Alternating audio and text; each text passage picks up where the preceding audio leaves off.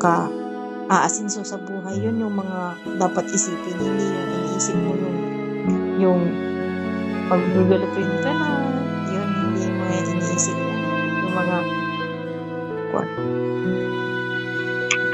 ang iniisip pa ngayon yung mga kasi galing tayo ng hirap. Ang isipin natin yung hirap na dinaanan natin, yun yung itatatak natin sa isip natin na hindi habang buhay na ganun yung doon tayo nagsimula.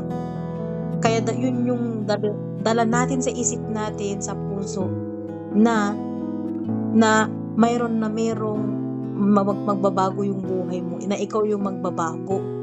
Kaya nga nung umpisa tayo sa mahirap, di ba? Kaya paano natin baguhin yung buhay natin? Yun yung ibig sabihin. So di ba ngayon nabago, di ba? Kasi nga iniisip ko paano mabago. Kaya nga nagsisipag ako dito para mabili yung lahat ng gusto natin.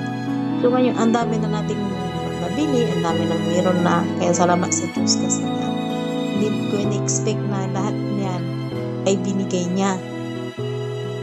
Yun. Kasi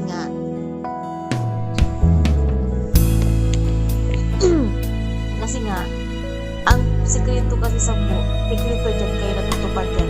Yung hindi ka, yung parang magsisipag ka sa sarili mong pawis na huwag mong haluan na masama. Yun.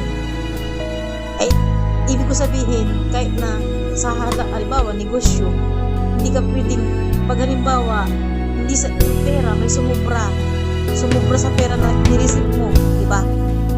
Kailangan mo ibabalik yun. Kasi hindi yun yung usapan ng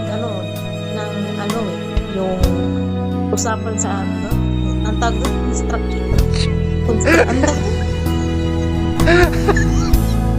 pera? Kalimutan ko. Transaction. Yes. Ngayon, ang usapan halimbawa is 1.5 tapos sobra siya ng 1.7. Yung 200 ibabalik mo yun, hindi pwedeng kunin mo yun. Hindi naman yun yung transaction ng usapan, di ba? Yun ang ibig sabihin. Kaya pag kinuha mo yun, wala na, nasamahan na ng masama yung trabaho mo.